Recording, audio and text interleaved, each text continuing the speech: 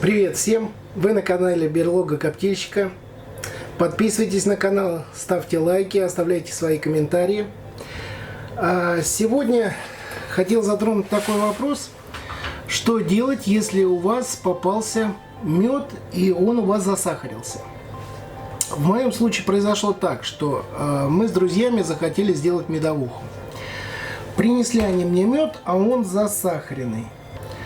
В работу ковырять ложками из банки опыт уже есть печальный, разбивается, и есть такая возможность, поэтому надо его растворить.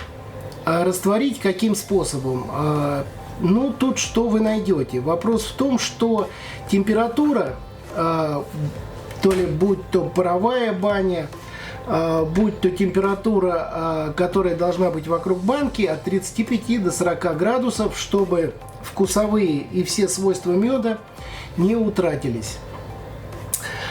Что получается? По старинке, и как, в общем-то, все это делают, это берем емкость, наливаем воду, на дно кладем полотенце, ставим банку, и процесс данный имеет место быть, но отслеживать четко температуру на плите очень сложно. Нужен контроллер, либо датчик температуры, либо градусник.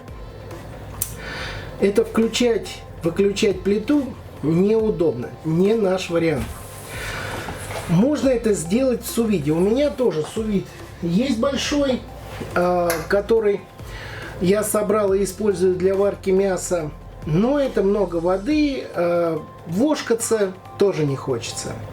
У кого-то, может быть, дома есть сувид, который домашний, небольшой, вот он более четко подойдет. Там устанавливаете температуру, устанавливаете время.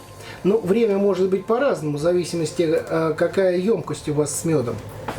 Но температуру там четко можно выставить. Можно это сделать в духовке.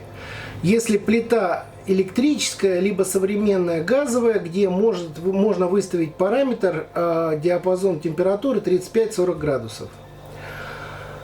Тоже не подходит для меня. Я же решил сделать данный процесс в коптильне, поскольку температуру я там могу четко задать. Поэтому я буду делать в ней, посмотрим, сколько нам потребуется времени и как быстро мы растопим этот мед. Ну что, мед поставили уже в коптильню, в камеру. Моя коптильня позволяет, в принципе, делать все. В космос не летает, но делает многое.